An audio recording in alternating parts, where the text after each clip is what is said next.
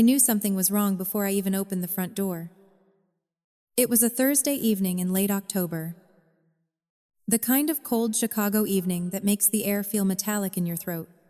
I had landed an hour earlier, dragged my carry-on through O'Hare, answered 2 final work emails from the back seat of a rideshare, and all I wanted was a shower, my own bed, and the silence of the house I had spent 6 years turning into a home.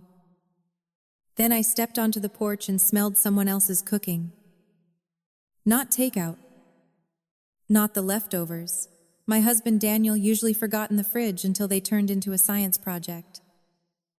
I'm talking about the thick, invasive smell of onions fried in butter, garlic, and something overly sweet, like canned yams with brown sugar. Holiday food. Heavy food. The kind of food that announces itself before the cook does. And there were shoes by the door. Not one extra pair. 3. A pair of orthopedic beige loafers. A pair of men's slippers that were not Daniel's. And a pair of floral rubber house shoes that looked so much like the ones his mother wore that my hand froze on my suitcase handle. I remember standing there with my key half turned in the lock, suddenly aware of every small sound inside the house. The television, cabinet doors opening and closing, laughter. Not mine, not Urs. And then a woman's voice floated down the hallway, clear as church bells. "Oh, Daniel. Tell her I need the larger closet if I'm staying through winter." I didn't move. For one long second, I just stared at my own front door like it belonged to a stranger. Then I opened it. I wish I could tell you that I burst inside and made a scene. I wish I could tell you I dropped my suitcase, demanded answers, and let all that hurt come out hot and honest. But that's not what happened. Because shock doesn't always sound like shouting. Sometimes it sounds like silence so complete you can hear your own pulse in your ears. I stepped into the foyer and saw my husband in the kitchen, smiling in that distracted way people do when they've been caught mid-comfort. He was holding a dish towel over one shoulder and sitting at my kitchen island, wearing my burgundy ceramic reading glasses from the bowl by the fruit stand, was his mother, Lorraine. She looked up at me like she had every right. "Oh, good," she said. "You're home. Daniel said your meeting ran long." Not hello. Not I should have called. Not this is awkward. Just, "You're home." As if she had been expecting me to fit around her. Daniel's smile fell the second he saw my face. "Evaine," he said. "Too quickly. You got in earlier than I thought."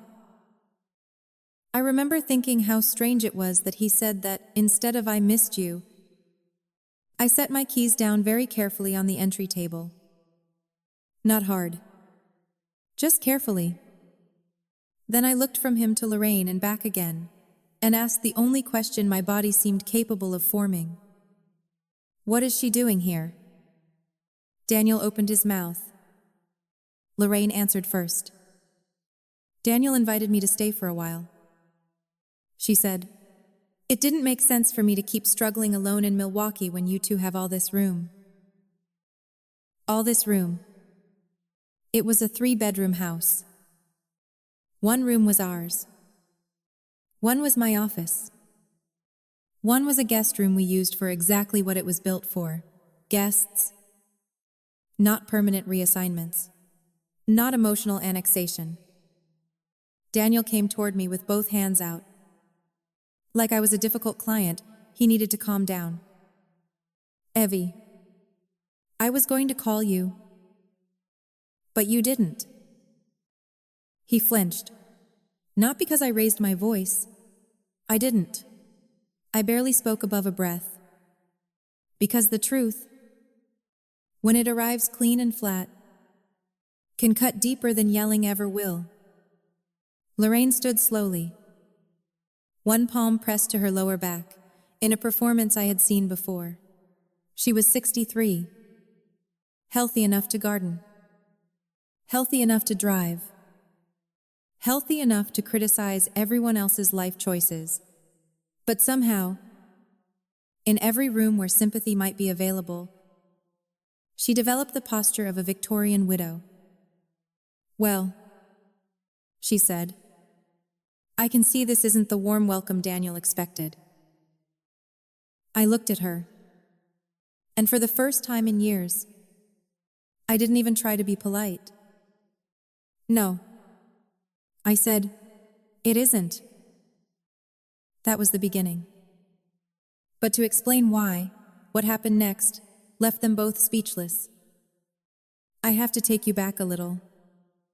Because mothers like Lorraine don't move into your house in a single afternoon. They arrive by inches, by opinions, by little intrusions disguised as concern, by a son who keeps saying, "That's just how she is." Until one day, you realize what she is has become the architecture of your marriage. Daniel and I met when I was 29 and he was 32. I was a senior operations manager at a healthcare software company then. The kind of job that made people assume I had everything planned. Spreadsheets, flights, vendor negotiations, timelines, rescue plans. If there was a fire, I was the person people called while it was still spreading. Daniel was easier. That was what I loved first. He was warm where I was structured, funny where I was reserved. He could talk to anyone.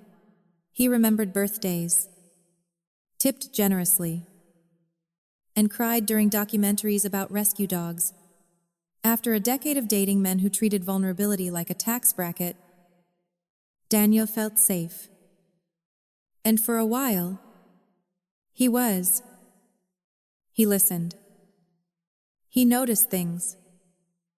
He once drove 40 minutes in freezing rain because I mentioned, casually, that I missed the tomato soup from a deli near my old apartment. That kind of care is powerful. It makes you trust the person giving it. It makes you believe that if there is a flaw somewhere in the foundation, love will cover it. It rarely does.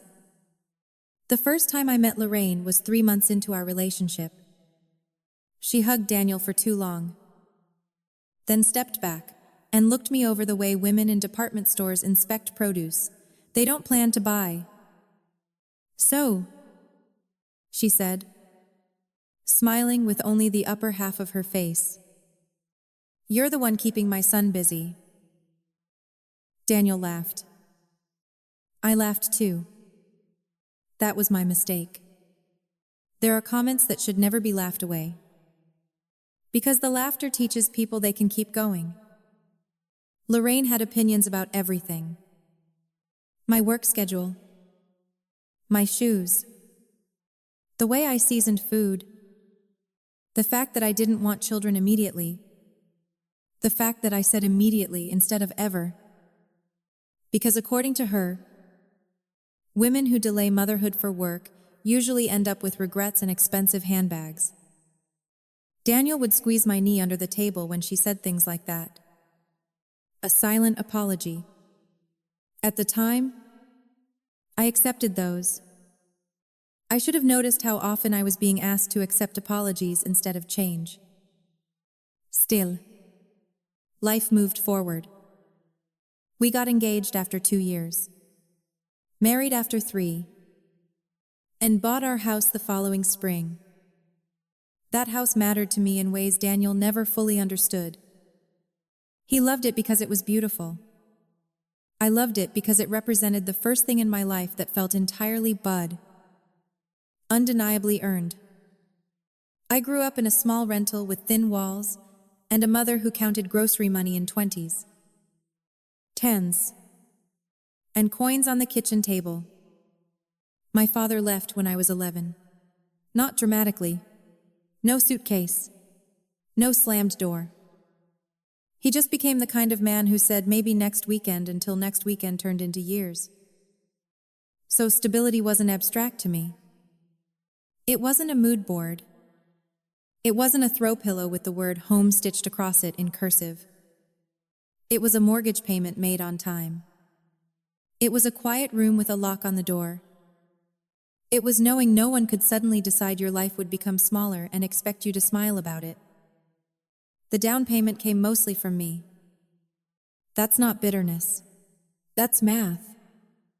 I had received a modest inheritance from my grandmother and combined it with the savings I had built through years of overwork. Skipped vacations and eating desk salads while other people networked over steak. Daniel contributed too, but not equally. We agreed that was fine because marriage, supposedly, wasn't an accounting exercise. I put the house in both our names after the wedding because I believed in us. That line still hurts to say. I believed in us. Lorraine hated the house immediately. Not openly, never in a way Daniel could hear clearly enough to object. But she found delicate, poisonous ways to say it. It's lovely, she'd say.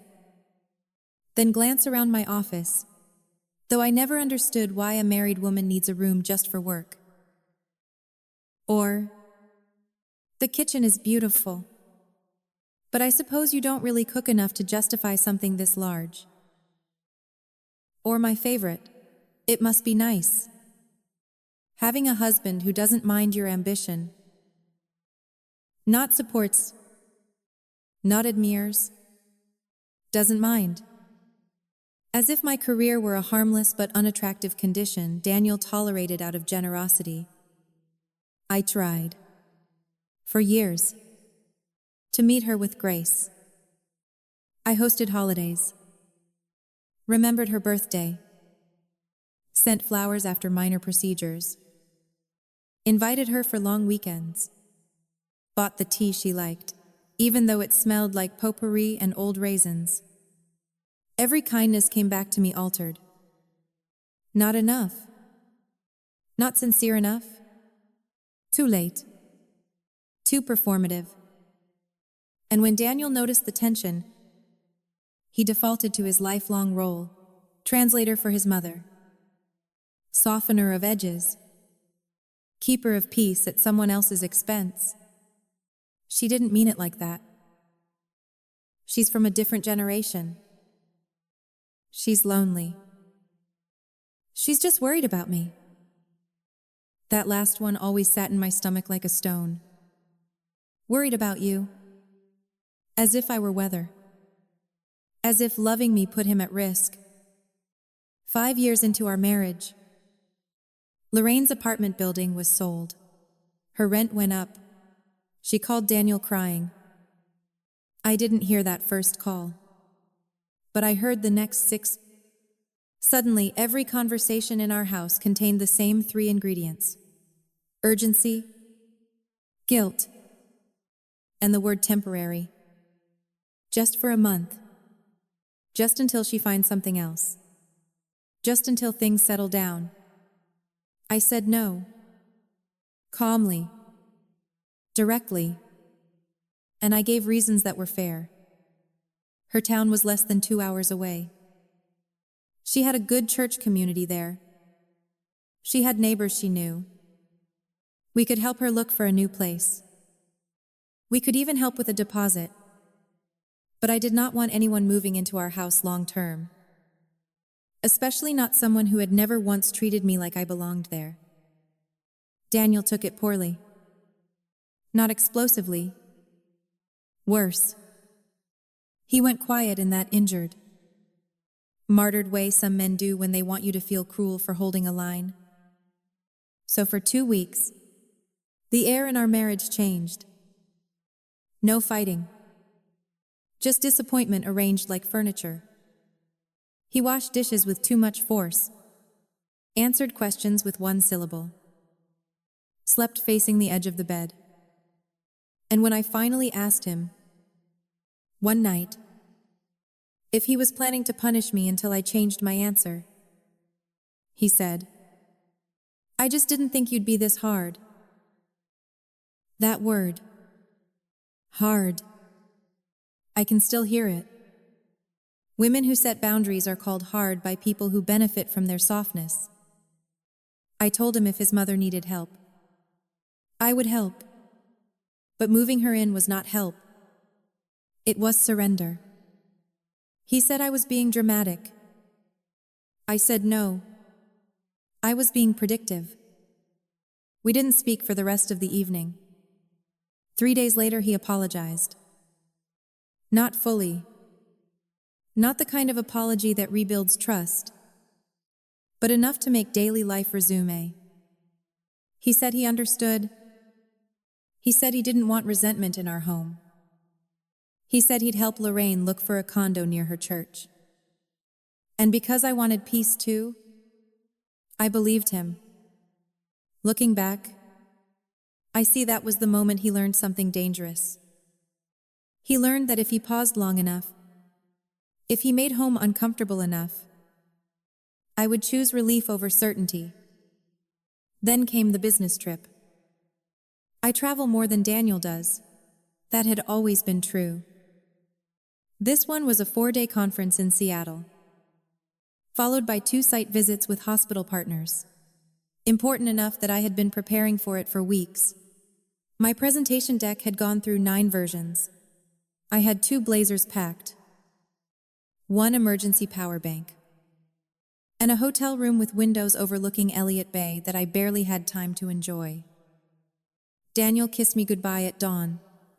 The morning I left, held my face in both hands, told me he was proud of me, asked me to text when I landed. I did. He replied with heart emojis and a picture of the dogwood tree outside our bedroom window, dropping pink petals onto the back patio. Normal. Tinder. Domestic.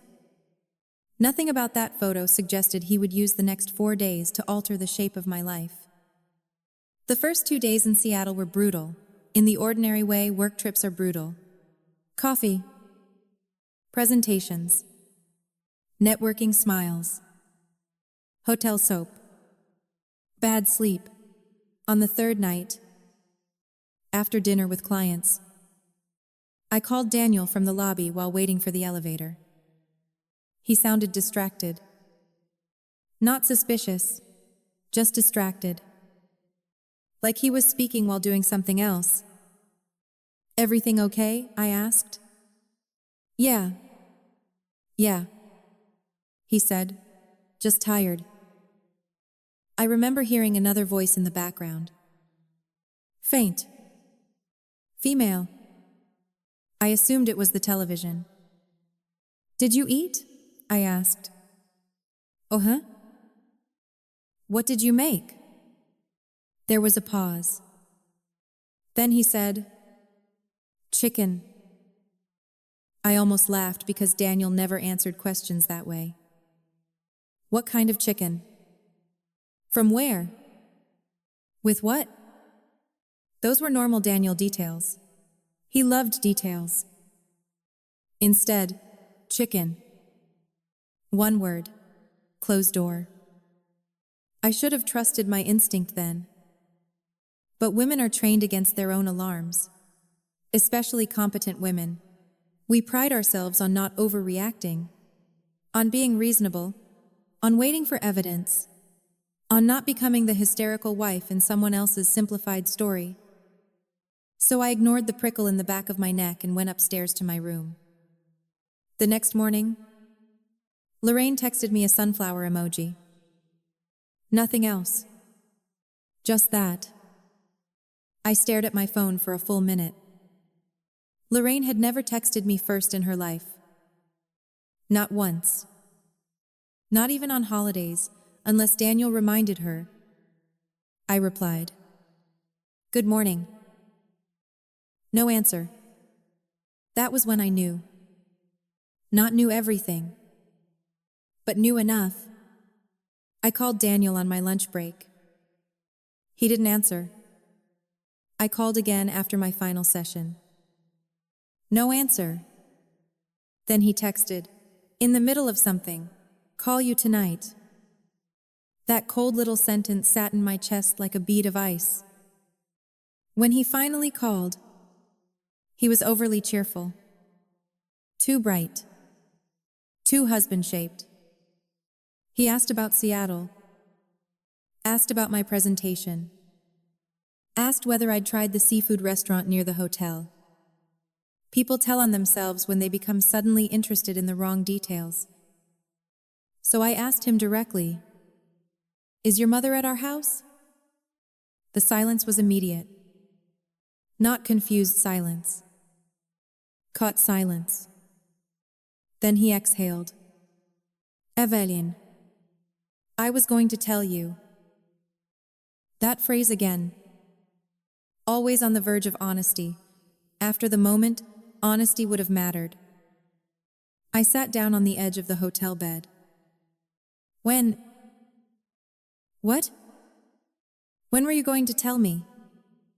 He started talking quickly then. Building justification, the way children build pillow forts. Hoping enough material will hold. She was having a hard time. It was only supposed to be for a few days.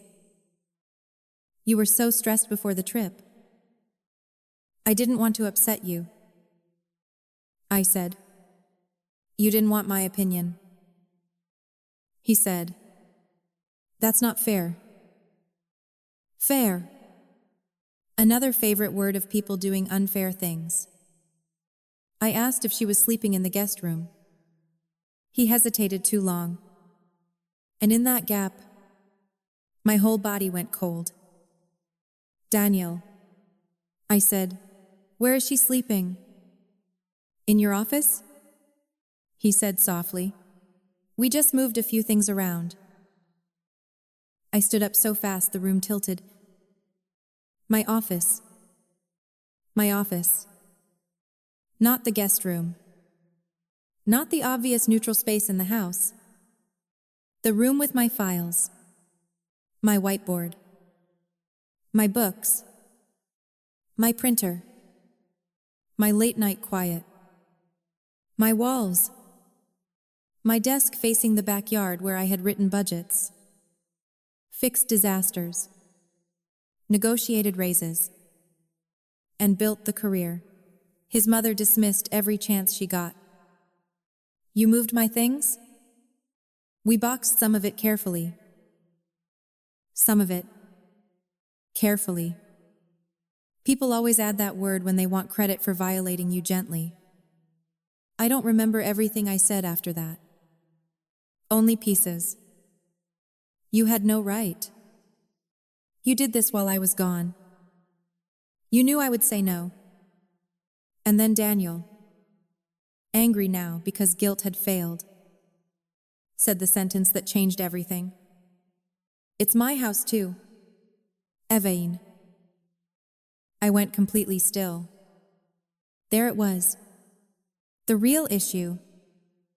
Not his mother. Not her rent. Not her loneliness. Power. Access. Authority. The right to decide.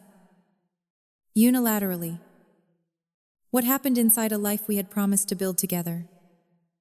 I said, very quietly, if you believed that in the way marriage is supposed to mean it, you would have acted like a partner instead of a trespasser. He hung up on me. Actually hung up. I stared at the dark screen in my hand and felt something inside me settle. Not soften. Settle? Like silt in water after being shaken. Clarity can feel like grief at first. That night it did. I didn't cry immediately. I opened my laptop, logged into our shared utilities account, then our security system, then the home inventory app I had set up after a burst pipe 2 winters earlier. That was the thing about marrying a woman who handles operations for a living. If you betray her, you should pray she is impulsive. Because if she gets calm, you are in trouble. I saw the entry logs first. Lorraine had entered the house at 11:14 a.m. 2 days earlier. Daniel had disabled the interior camera in the hallway 20 minutes later. He forgot about the exterior ones. So I watched, in cold, high definition, as my husband carried 2 suitcases, a garment bag, and 3 storage bins from his truck to our porch, while his mother stood on the walkway directing him with one finger. At one point, she held up a framed photograph. Mine. A picture of my grandmother and me on my college graduation day that usually sat on the bookshelf in my office. She looked at it, frowned, and handed it back to him. He disappeared inside with it. I think that was the moment my marriage ended. Not legally, not theatrically, but morally. There are things you can forgive if the person understands the dignity of what they damaged. That video told me neither of them did. I didn't sleep much that night. At 2 a.m, Seattle time, I called my friend Naomi. Naomi is the kind of friend every woman should have at least once in her life. Not because she tells you what you want to hear, because she refuses to let you lie to yourself prettily. She answered on the second ring. Why are you awake? She asked. Because my husband moved his mother into my house. There was a pause. Then, your house? Yes. Without asking? Yes. While you were out of town? Yes. Another pause. Then Naomi said, Okay, so we are not in confusion. We are in information. That sentence saved me. We are not in confusion. We are in information. For the next hour, I told her everything. The old comments. The pressure campaign. My office.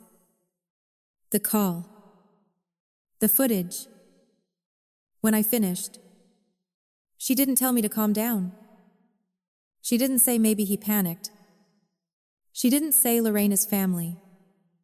She said, Evain, they're counting on your need to be reasonable. Do not let reasonable become convenient for people who disrespect you. I leaned my head against the hotel wall and closed my eyes. What do I do?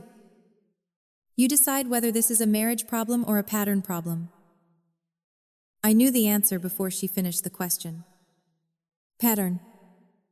Because this wasn't a first offense. It was a final reveal. The next morning I changed my flight and came home early. I didn't tell Daniel. I wanted to see the truth with no time for staging. And that brings us back to the front door. Back to the smell of onions. Back to Lorraine in my kitchen wearing my reading glasses like she was trying on authority. After our first exchange, Daniel asked if we could talk privately. I said no. Lorraine clasped her hands together and gave me a look that was supposed to suggest injury, but mostly conveyed annoyance. I told him this might upset you. She said, There is a specific kind of arrogance in people who participate in your betrayal and still want credit for predicting your reaction. I looked around the kitchen. My Dutch oven was on the stove. My ceramic spoon rest sat beside a jar of bacon grease that had never lived in my house before. A crocheted tissue box cover in faded mauve had appeared on the counter near the sink like an invasive species. And pinned to my refrigerator with one of my Paris magnets was a handwritten grocery list in Lorraine's looping script. Prunes. Bran. Decaf. Daniel's favorite soup. Daniel's favorite soup. Not Ors. Not a note asking. Not a thank you. A declaration of domestic occupation. I said. How long is a while? Lorraine opened her mouth. I held up one hand. I asked my husband. Daniel swallowed. I don't know, he said. It was such a cowardly answer that I almost admired it. Not because it was bold, because it was strategic. An undefined invasion is harder to resist than a defined one. Once someone says 3 weeks, you can count down. Once they say I don't know, they are asking you to adapt to uncertainty until uncertainty becomes normal. I nodded slowly. Okay. Daniel blinked. Okay? Yes? I said, I just got off a flight. I'm tired. I don't want to do this standing up. His shoulders loosened in visible relief. That was the second great mistake he made. He thought a delayed reaction meant a smaller one. It usually means the opposite. I took my suitcase upstairs. And there, on the door of my office, was a floral wreath. Not hanging loosely, installed. Like a claim. I opened the door and felt the blood drain from my face. My desk had been shoved against the wall. My books were packed into banker's boxes stacked in the closet. My ergonomic chair was gone, replaced by a padded rocking chair with lace antimacassars on the arms.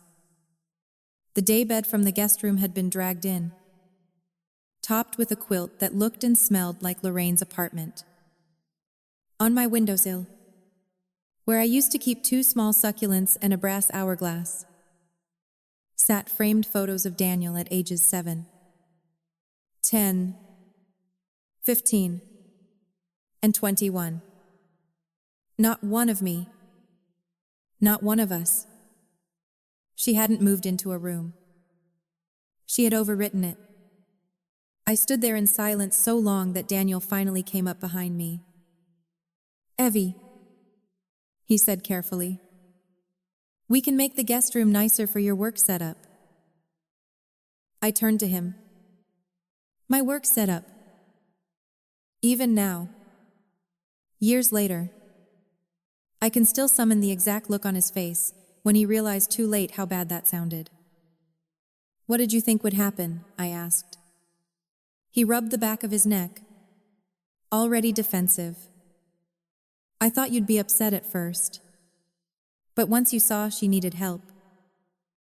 No, not what did you hope. What did you think would happen? Did you think I would come home and thank you? Did you think I would see my office erased and say, yes, of course. This makes sense? He said nothing. So I kept going. Did you think because you waited until I was gone, it would already be done enough that I'd have to accept it? That landed. Because it was true. And truth removes oxygen from weak arguments. He said. I made a call. Maybe it wasn't perfect, but I'm trying to take care of my mother. I stared at him. And in order to do that, you had to disrespect your wife. He looked tired then, irritated, put upon. That was what broke my heart more than the act itself. He didn't look ashamed. He looked inconvenienced.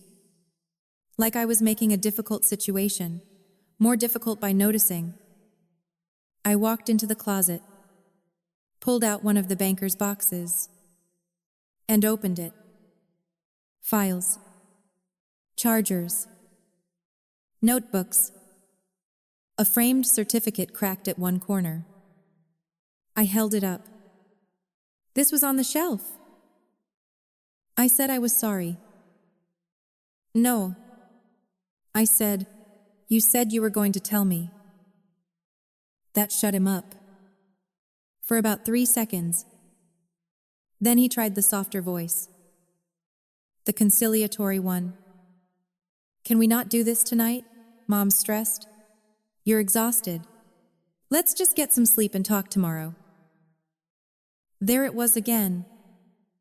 The instinct to postpone my reality until everyone else felt more comfortable. I looked at him, really looked at him, and saw something I had spent years avoiding. Daniel did not protect peace. He protected postponement. He called it calm, because that sounded noble. But all it ever meant was that harder conversations got delayed until the person causing harm had secured enough advantage to survive them. I said, "You're right about one thing. We'll talk tomorrow." Then I took an overnight bag and slept in the guest room. The room that, notably, had not been good enough for his mother. I did not sleep much. At around midnight, I heard footsteps in the hallway and Lorraine's voice whispering through the wall. "She's overreacting." Then Daniel. Lower. "Just give her time." And Lorraine again. "Well, she doesn't get to make you choose." I lay there in the dark with my eyes open, staring at the ceiling, and understood exactly what story they had already written for themselves. I was the obstacle. She was the vulnerable mother. He was the torn son. That triangle had existed long before I arrived. And every time I thought we had outgrown it, they simply drew it again with different furniture. Bidam. I had made 3 decisions. First, I was done arguing about whether what happened was wrong. People who need the morality of an injury explained to them are rarely ready to repair it. Second, I would not be rushed into forgiving what had been carefully planned. And third, if Daniel wanted to teach me that unilateral decisions were acceptable inside this marriage, I would make sure he understood the full curriculum. The next morning, Lorraine was already in the kitchen in a robe I had never seen before, stirring oatmeal in my saucepan. "Morning," she said lightly, as if we had all survived a minor weather event. I poured coffee. Black. No sugar. Because bitterness was already well handled. Daniel came in 10 minutes later. Hopeful, in the way weak men become hopeful when the woman they've hurt is no longer visibly emotional. "Maybe we can sit down after breakfast," he said. I looked at him over the rim of my mug. "Not maybe," I said. "We will." Lorraine set down the spoon a little too hard. "You know," she said, "families sometimes have to make adjustments. This idea that everything belongs to one person's routines is not very flexible." I turned to her slowly. "Did you ask me before moving into my office?" She lifted her chin. "No. But..." "Then don't lecture me about flexibility." Daniel stepped in immediately. "Mom, please." "No, not please." That tiny, useless plea men make when they want credit for intervening without actually doing it. Lorraine huffed and looked out the window dramatically. And in that moment, something almost funny occurred to me. She genuinely believed she had won. Because people like Lorraine mistake access for power, they think being physically present means they cannot be removed. They think if they can just get their casserole dish onto your counter and their pills into your cabinet, the emotional war is over. But I work in systems, and systems do not care who cries hardest in the kitchen. After breakfast, Daniel followed me into the dining room. I didn't sit. Neither did he. Good. Let discomfort stand. "I need to know what you want," he said. That question would have meant something if he had asked it before. Now, it sounded like customer service after the package had been smashed on arrival. "I want honesty," I said. "Start with the timeline." When did you plan this? He hesitated. Last weekend. So, before my flight? Before his proud of you kiss? Before the heart emojis? Before the picture of the dogwood petals? I nodded once. Did you ever intend to ask me? I intended to talk to you when you got back. No. I said, that is not the same thing. He looked away. That was answer enough. I asked whether Lorraine had given up her apartment. Another pause. Then, she put most of her things in storage. Most. Which meant enough had been moved to create momentum. Enough to make reversal messy. Again. Strategic. I asked if he had touched any of my financial files. He said no too fast. So I wrote that down mentally. There are moments in life when your trust collapses all at once. Not like glass. More like wet plaster. Quietly. Heavily. Beyond repair. By noon, I had emailed an attorney. Not a divorce filing. Not yet. Just a consultation request with the woman who had handled my grandmother's probate years earlier. Her name was Sandra Pike. And she was the kind of lawyer who wore low heels, neutral lipstick, and an expression that suggested sentiment would not be billing by the hour. I also called a locksmith and rescheduled a routine security review for Monday. Then I opened a new checking account in my name only and transferred the amount equivalent to my personal direct deposit buffer. Not shared savings. Not anything questionable. Just my line of oxygen. I have learned that the people most offended by prudent self-protection are usually the ones who expected continued access. That evening, Daniel tried again. Softer this time. I know you're mad. Mud. Such a small word for such a large fracture. I'm not mad. I said, I'm changed. He stared at me. And that, more than anything, seemed to unsettle him. Because anger can be managed. It burns hot and often burns out. Change is colder, more permanent. Lorraine spent the evening on the couch, watching a home renovation show at full volume. As if sheer occupancy could force normalcy, every now and then she called out a comment toward Daniel about curtains, storage, or how much more practical it would be if the upstairs linen closet were reorganized. Reorganized. Into what? Exactly? A museum of my diminishing permission? I went upstairs, opened the box with my office things, and removed exactly one object. The photo of my grandmother and me. I set it on the nightstand in the guest room and sat beside it for a long time. My grandmother had been a seamstress. Tiny woman, immovable spine. She used to say, when someone shows you how comfortable they are taking from you, stop handing them nicer containers. At the time, I thought she meant money. Or time. It took me 38 years to understand she also meant space. Emotional space. Relational space. The benefit of the doubt. The polished language we use to make other people's entitlement look more civilized than it is. The next morning was Saturday. Lorraine had invited herself so fully into the house that she played church hymns from her phone while making pancakes. Daniel acted like this was progress. See? He seemed to think. We're all surviving. That was the problem. He still thought survival was the goal. Not respect. By noon, I had the first callback from Sandra's office.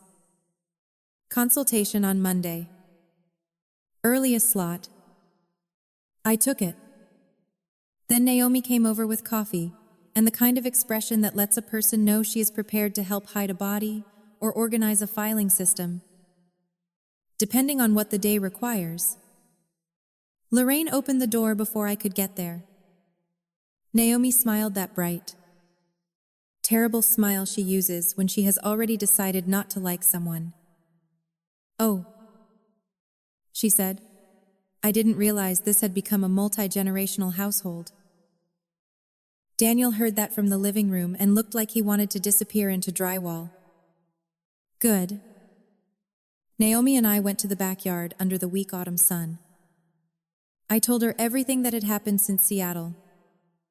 She listened without interruption. Then she asked, "Do you want to save the marriage? Or do you want to save yourself inside it?" I looked at the bare branches above the fence line. And that question, simple as it was, made me realize something I had been avoiding. I had spent years trying to save the marriage from discomfort. Daniel had spent years saving himself from conflict. No one had been saving me from disrespect. "I don't know yet," I admitted. Naomi nodded. "Then don't make a forever decision today. Make a clear one." A clear one. That phrase stayed with me. Because clarity was the thing Daniel and Lorraine kept trying to dissolve. With guilt, with vagueness, with temporary, with family. But clear things can be measured. Clear things can be written down. Clear things can be enforced. That night, I began documenting everything. Dates. Calls. What was moved? What was said? The camera logs. The hallway camera disablement.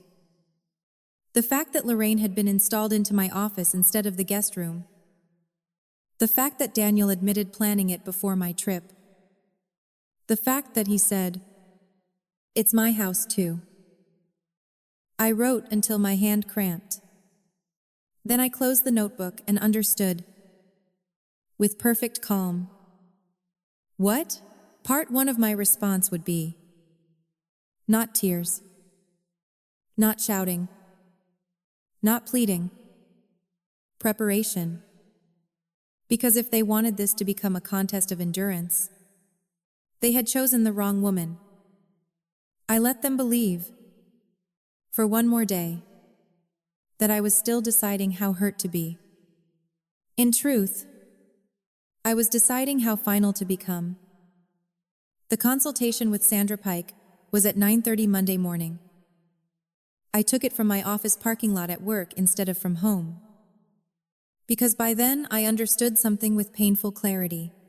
Every conversation about my marriage needed to happen outside the range of Daniel's face. Some women make major decisions in tears. I make them in blazers. That Monday I wore charcoal gray. Low heels. Hair pinned back. Laptop open. Legal pad ready. If someone had walked past my car, they would have thought I was preparing for a vendor negotiation. In a way, I was.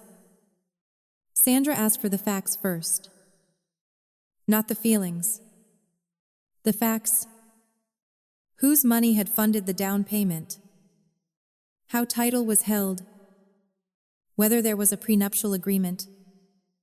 What had been moved? Whether I had evidence that the move-in happened without my consent? Whether there had ever been threats, financial coercion, or prior incidents of boundary violations related to shared property. When I finished, she was quiet for a moment. Then she said, "You did the right thing by documenting before confronting further." That one sentence gave me more comfort than any reassurance from Daniel had in months, because it acknowledged what he never had. That this was serious. That this was not a misunderstanding wrapped in family sentiment. That this was a material breach of trust inside a shared home. Sandra explained that title was title. My larger financial contribution mattered contextually, but not in the simple fairy tale way hurt people wish it did. Marriage had legal realities. Shared ownership had legal realities. Emotional betrayal did not automatically undo paperwork. I appreciated her honesty. I didn't need fantasy. I needed strategy. She told me I had options. I could pursue formal separation if I chose Persos Sen. I could protect my income and records.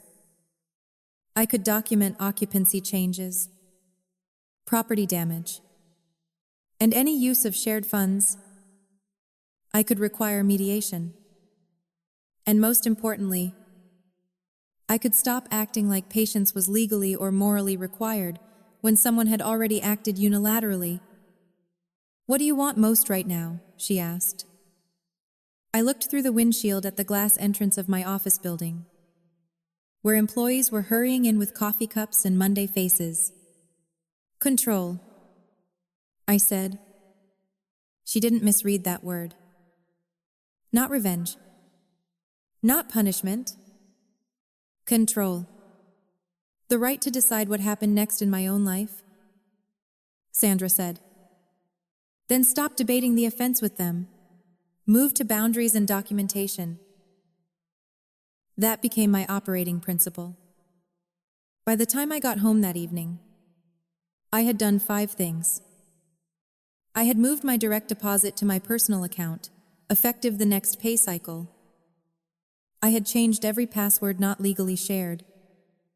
I had copied insurance records, tax documents, mortgage files, and my grandmother's inheritance paperwork onto an encrypted drive.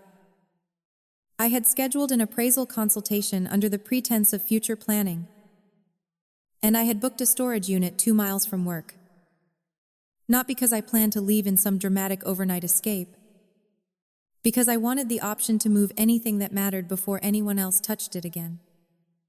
Daniel was at the stove when I got home. He was making pasta, which told me 2 things immediately. First, he was trying. Second, he was afraid. He only cooked on weekdays when guilt had become active. Lorraine sat at the table shelling peas into one of my ceramic bowls as though she had been born there. "How was work?" Daniel asked. The audacity of ordinary questions after extraordinary betrayal is one of the strangest parts of marriage breakdown. It is never the screaming that makes you feel crazy. It is the casualness. "Productive," I said. That was true. He searched my face. "Can we talk tonight?" "Yes," I said. "After dinner?" Lorraine looked up immediately. I added, without even glancing at her, "Just the 2 of us." The room tightened. Good. Let at least one person feel displaced. During dinner, Lorraine performed the fragile matriarch routine with professional skill. She complimented the sauce, asked Daniel whether he had called his cousin back, mentioned a woman from church whose son would never leave his mother struggling. That one was for me. Of course. I didn't take it. I was done catching what was thrown. After dinner, I went into the den and waited. Daniel came in 2 minutes later, closed the door, and leaned against it as though he expected me to rush him. I didn't. I sat on the armchair with my notebook on my lap and let him stand there in the discomfort he had spent years outsourcing to me. "I know I've handled this badly," he began. "No," I said. "Badly would have been clumsy. This was deliberate." He rubbed his forehead. "Can you not talk to me like I'm the enemy?" I looked at him for a long moment.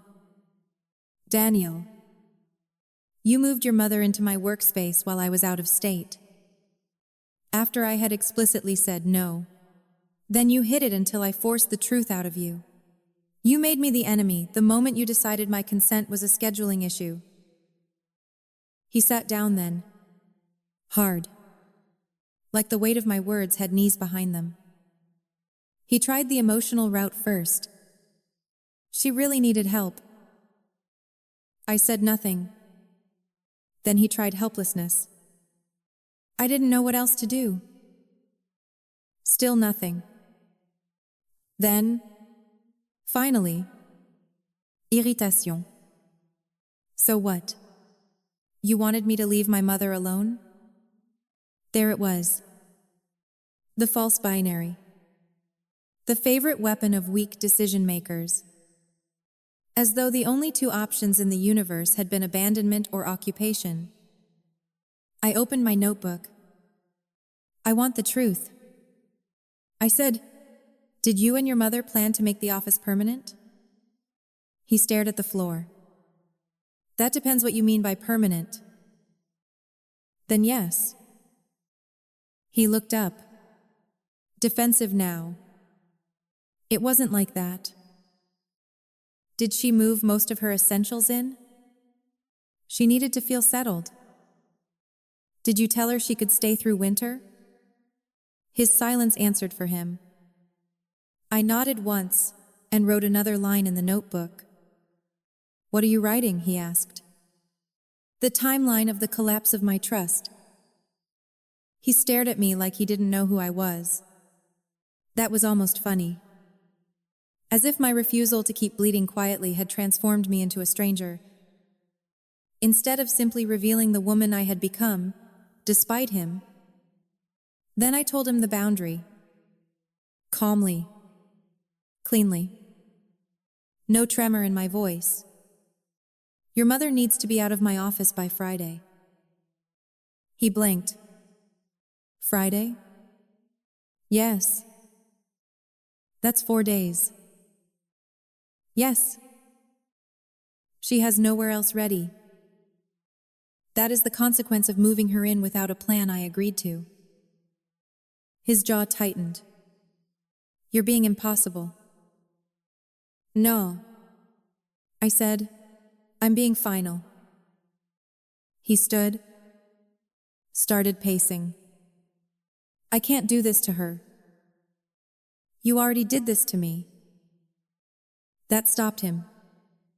For a second, real shame flickered across his face. Then it disappeared under the more familiar expression of self-protection. If you force this, he said, you're going to damage things that can't be repaired. I looked at him, genuinely amazed. You still think I'm the one arriving late to the damage? He slept on the couch that night. Not because I asked him to. Because for the first time since I had known him, proximity to me required him to feel what he had done. Tuesday morning, Lorraine cornered me in the hallway. She was wearing a pale blue sweater, and the expression women like her use when they believe age should function as immunity. Daniel tells me you've given me a deadline. Yes. She pressed her lips together. I think that's cruel. I think moving into my office without permission was cruel. She gave a small, dismissive laugh. Office. Honestly, Evaine. Sometimes I think your job matters more to you than people. That would have hurt once. Years earlier. Maybe it would have. Back when I still believed every accusation deserved self-examination. But by then I understood the pattern. People who benefit from your labor are often the first to mock what gives you independence. "My job," I said, "is why I can afford not to confuse guilt with obligation." She stiffened. Good. The truth had finally found the right address. She lowered her voice. You know, when Daniel was little, he used to cry if I left him at preschool. He has always had such a soft heart. He needs warmth around him. Stability. Not all this cold efficiency. There are moments when the emotional incest of certain parent-child dynamics becomes visible in one ugly flash. That was one. She wasn't talking about care. She was talking about possession. About a grown son as an emotional extension of herself. About my failure. In her view, to mother, the man she wanted to remain a child. I said, "He is not a preschooler. He is a 40-year-old husband who made a dishonest decision." Her face hardened. "So that's how you're framing it?" "No." I said, "That's what it is." By Wednesday, the temperature in the house had changed entirely. Not loud. Not chaotic. Just sharp. Daniel was trying to keep both worlds intact. He made calls during lunch breaks. Browsed condo listings he should have browsed weeks earlier. Offered his mother bland comfort in one room and me strained civility in another. That was his real talent. I realized. Not kindness. Compartmentalization. He could keep conflicting loyalties alive as long as someone else absorbed the cost. But systems eventually fail under dual pressure. And I intended to accelerate that truth. Thursday morning. I went into my office before work and began unpacking my boxes. Not all of them. Just enough. I moved the banker's boxes back from the closet to the center of the room. Set my printer on the floor beside the desk. Placed my books in 2 neat stacks by the wall. Then I removed Lorraine's lace-covered rocking chair and set it in the upstairs hall. Not tossed. Not damaged. Just displaced. Like me. Lorraine found it 20 minutes later. I was downstairs putting on my coat when I heard, "Daniel." The outrage in her voice could have cracked enamel. He came running. I stayed where I was. She stood in the hallway with one hand on the chair as if it had been assaulted. She moved my things. Daniel looked at me. "Evayin." "Yes." I said. I began restoring my office. "Mom's still in there?" "No." I said, "My office is still in there. That's the point." Lorraine's eyes filled instantly. Weaponized tears. Fast draw. I have never felt so unwelcome in my life. I picked up my bag. "Then now you know how I felt walking into my own house?" And I left for work. That night, Daniel tried anger. Real anger this time. The kind that arrives when softer manipulations fail. "You embarrassed her?" I put my keys in the bowl by the door. She should get used to discomfort. She's been assigning it for years. She's my mother. And I'm your wife. He threw up his hands. "Why does everything have to be a contest with you?" There it was again. The old trick. Take a woman's demand for respect and rename it aggression. Take her clarity and rename it competition. Take her exhaustion and rename it drama. I walked past him into the kitchen and set down my laptop bag. Because every time there is a line between your mother and me. You act like neutrality is noble when it always benefits the person crossing it. He stared at me. Probably because somewhere deep down, he knew that was true. I continued. "You are not stuck in the middle. Daniel, you keep walking there." That landed hard enough to silence him. Then he said the thing I had been waiting for. "You don't understand what it's like with her." I turned slowly. "No." I said, "You don't understand what it's like with you." Friday arrived cold and bright. The deadline. I worked from home that day. Not because I was uncertain, because I wanted witnesses. Naomi came over at 10 with coffee and the posture of someone attending a live trial. I had also asked my cousin Meredith, who worked in real estate and had a useful, no-nonsense presence, to stop by under the pretext of reviewing some property-related paperwork. People behave differently when an audience exists. And I was done having private injuries. Lorraine was furious from breakfast onward. She banged cabinet doors, called 3 different women from church, spoke loudly enough on purpose about modern marriages and women who worship money. Ilitya. Sometimes the most efficient rope is the one people bring for themselves.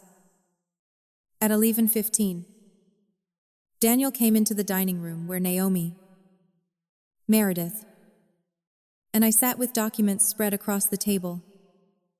He looked startled. I didn't know people were coming over. I met his eyes. Now you know how that feels. Naomi actually snorted into her coffee. He ignored her and turned to me. Can we do this privately? No. His face changed at that. He wasn't angry yet. He was scared.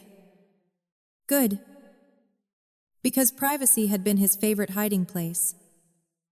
Lorraine appeared in the doorway moments later, carrying a folded cardigan like a martyr's shawl. I see we're making a spectacle, she said. Meredith, who had only met her once before, smiled politely and said, No, Ma'am, we're making a record. I could have kissed her. I stood, calm, straight-backed, hands steady. Lorraine, I said, today is the deadline I gave Daniel. Your belongings need to be moved out of my office by 5. She looked at Daniel instead of me. Classic move. Appeal to male authority after dismissing female ownership. Daniel? He ran a hand through his hair. Mom, maybe for now, we can move you into the guest room until I figure something out. That told me 2 things at once. First, he had done nothing meaningful all week. Second, he still did not understand. I looked at him. No. He turned. What do you mean? No? I mean, she is not moving from my office into another room in this house as though relocation is the issue. The issue is consent. The answer is no. Lorraine gave a harsh little laugh. You're throwing me out. I held her gaze. I am ending an arrangement that should never have begun. She stepped forward then, color rising in her cheeks. For the first time, the sweetness slipped fully. I knew from the beginning you were this kind of woman. Naomi Mural. There it is. Lorraine kept going. Cold. Proud. Too good for family. I told Daniel, you would always put yourself first. That line would have hooked me once. It would have sent me into explanation, into defense, into a desperate attempt to prove I was generous, loving, fair. But I had finally understood the trap. Some people call it selfish whenever you stop volunteering for your own diminishment.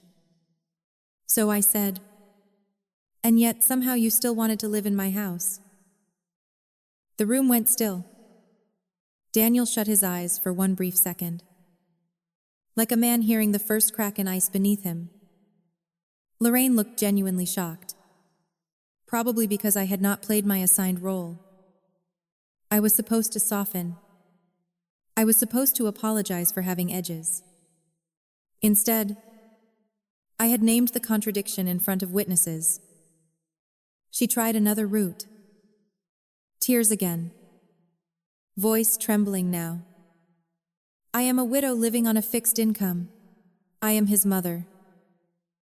I nodded. And I am his wife, which should have mattered before my office was erased. Daniel said my name, warning in it. I turned to him. No, we are done with tones and side glances, and asking me to be more reasonable than the people disrespecting me. He swallowed. You're humiliating her. I laughed then. Not kindly. Not loudly. Just once. Because the absurdity had finally become too visible. She moved into my workspace without my consent, reorganized my home, and called me cold in my own dining room. If humiliation has arrived, it did not start with me. Meredith spoke up then, practical as ever. There's a moving company on standby if needed. Small load. Same day. Daniel stared at me. You arranged movers? Yes. He looked stunned. When? Wednesday. That was the moment both of them understood what they had missed all these years. I was not indecisive. I was disciplined. And once discipline moved in the direction of self-protection instead of peacekeeping, the entire balance shifted. Lorraine's mouth tightened into a line so thin it nearly disappeared. You planned this behind our backs? I said. Now you know how that feels too. The movers arrived at 1. 2 men in navy polos and work gloves. Efficient. Neutral. Unimpressed. I walked them upstairs and pointed to the contents of the office that were not mine. The quilt. The garment bags. The bins. The boxed bathroom supplies. The framed photographs of Daniel's childhood. The medication caddy. The winter coats. The chair. The little basket of devotional booklets beside the daybed. Evidence of intent everywhere. Not a short visit. En installation. As they worked, Lorraine cried in the hallway where she could be seen best. Daniel kept asking whether there was another way to do this. That question told on him more than anything else. Another way. As though there had not been 100 other ways before betrayal became a logistics problem. The macro peak came at 1:42 p.m. I know the exact time because I wrote it down later. The second mover was carrying out the final storage bin when Lorraine walked into the middle of the upstairs landing and said, loudly enough for everyone in the house to hear, "You have stolen my son from me since the day you married him." That was it. Not rent. Not hardship. Not temporary help. There it was in naked form. Possession. I stepped out of the office doorway and looked at her. Below us, I could hear Naomi go very still. Daniel whispered, "Mom, stop." But she didn't.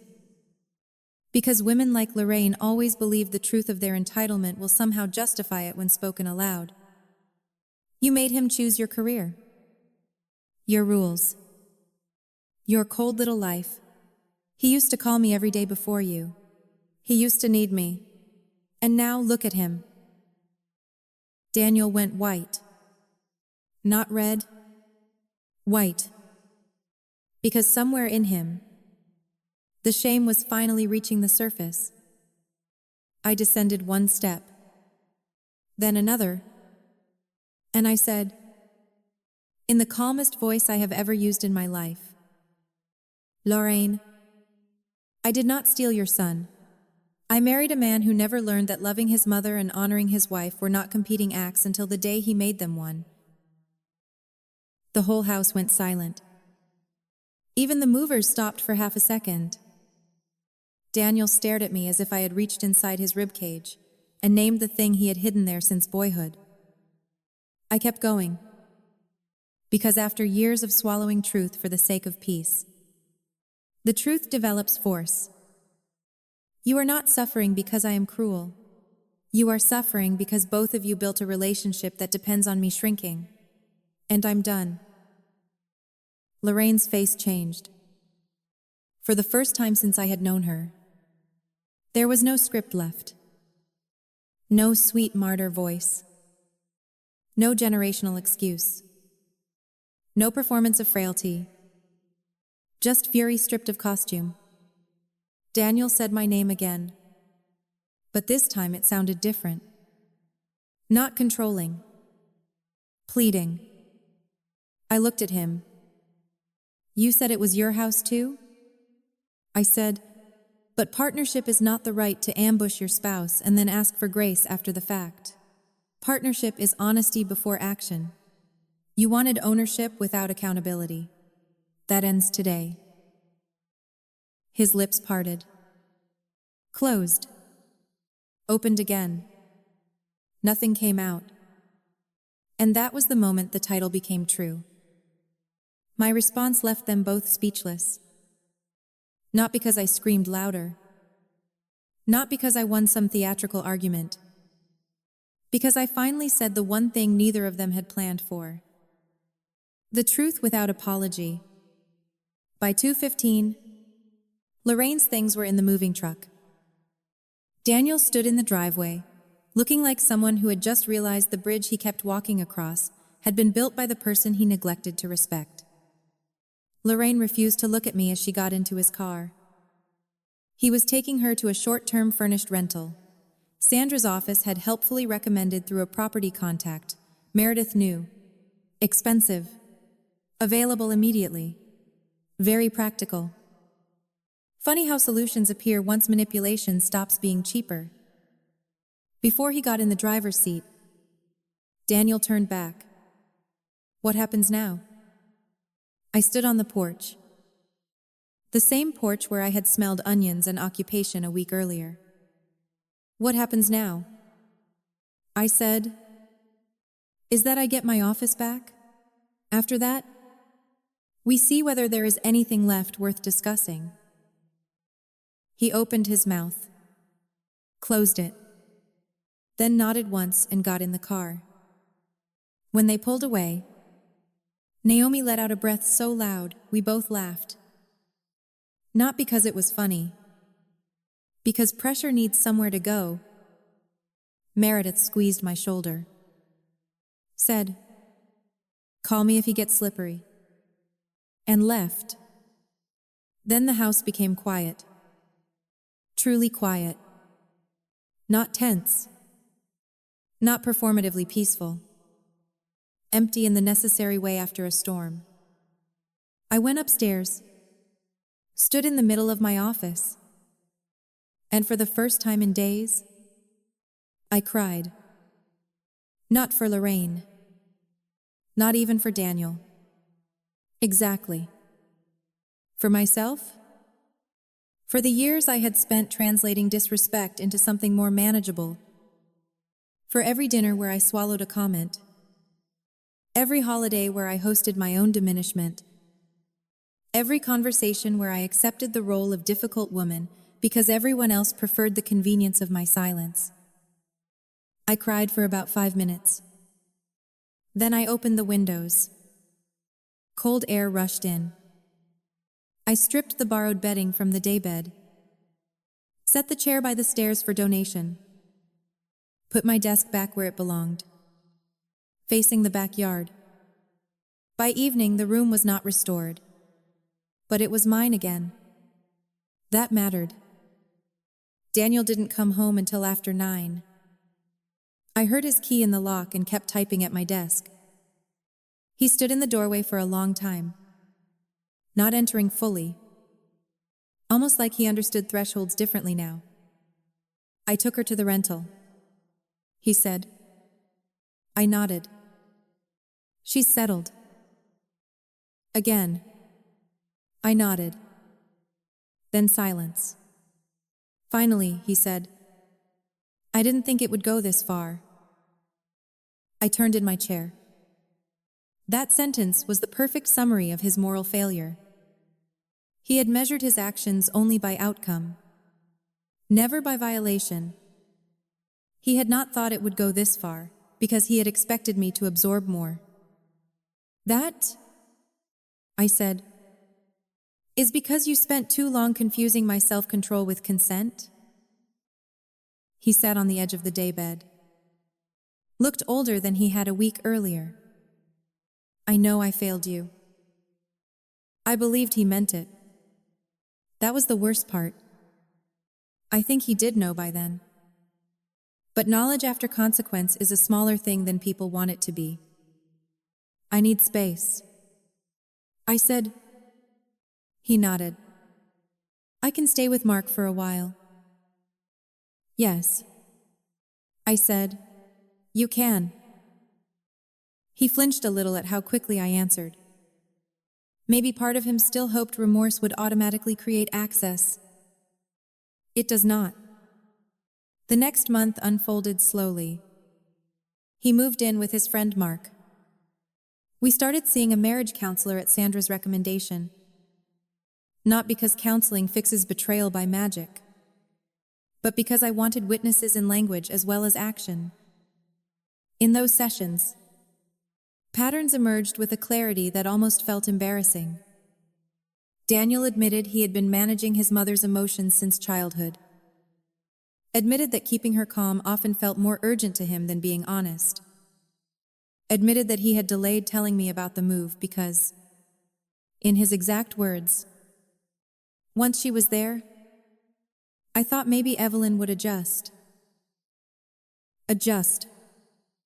There it was again. The fantasy that a woman's dignity is infinitely elastic, if stretched gradually enough. Counseling did not make me tender. It mated me precise. I told him I was not interested in apologies shaped like self-discovery. I was interested in evidence. Could he tell his mother no without making me the reason? Could he stop translating her cruelty into harmlessness? Could he understand that conflict avoidance is not kindness when it creates collateral damage? For a while, he tried. Truly. He set firmer boundaries, reduced calls, stopped giving her a running commentary on our marriage. He even admitted, on se, with tears in his eyes, that he had used my competence as emotional cover. He assumed I could handle more because I usually had. That confession hit me harder than any insult Lorraine ever threw.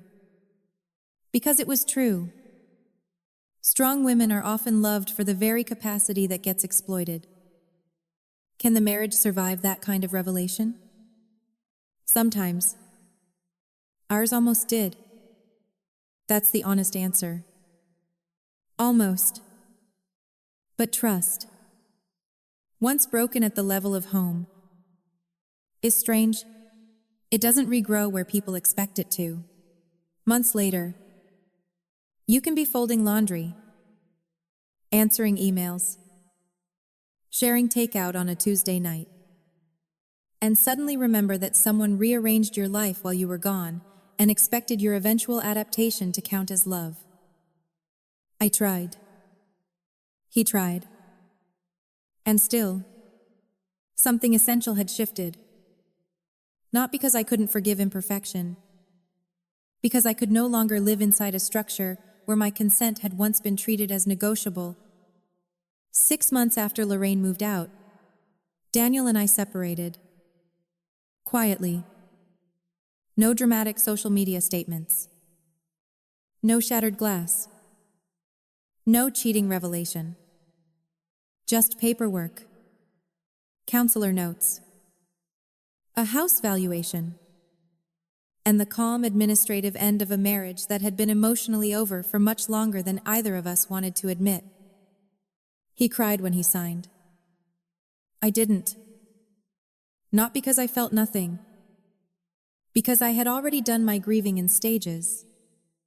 At the front door, in the hotel room in Seattle, In the guest room under the ceiling at midnight. On the office floor with boxes around me. By the time the marriage ended legally, my heart had long since finished the part paperwork cannot do. I kept the house. That part mattered less than people imagine, but it still mattered.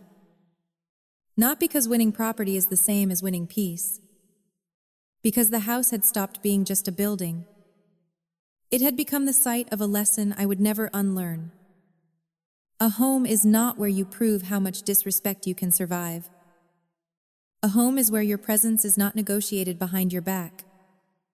Lorraine still sends the occasional message through indirect channels. Holiday cards with no return address. À notre once. Through Daniel. Saying she never meant for things to get so out of hand. That phrase made me laugh when I heard it. Things do not get out of hand when they are carefully lifted there by people who assume you will keep holding them. As for Daniel, we are civil now, sometimes even kind. There are versions of life where we might have found our way back to each other if the betrayal had happened in a different category. Money can sometimes be repaired. Sex can sometimes be repaired. Words can sometimes be repaired. But home is primal. Home is body-level trust. And once someone teaches your nervous system that the locks on your life can be moved while you're away, love has to do more than apologize. It has to rebuild architecture. He couldn't. Maybe he truly didn't know how. Maybe by the time he learned, I had already paid too much tuition for the lesson. A year later, I turned my restored office into something even better than it had been before. New shelves, warmer light, a deep green wall behind the desk, the brass hourglass polished and back on the windowsill, my grandmother's photo in a new frame. Sometimes, on winter mornings, I sit there before work with coffee in both hands and think about the woman who came home from Seattle expecting rest and found occupation instead. I don't pity her. Not anymore. I admire her. Because she could have chosen the familiar female path. Accommodate. Translate. Delay. Stay reasonable until reason itself became a cage. Instead, she chose clarity. And clarity, I have learned, is not cruelty.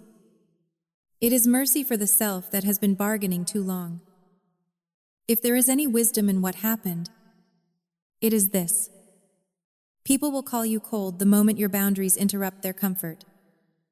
Let them. People will call you selfish when access to you is no longer free. Let them. People will say family should come first, as though that sentence answers everything. It doesn't.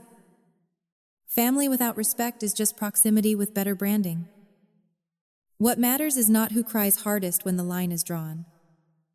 What matters is who kept stepping over it before it existed.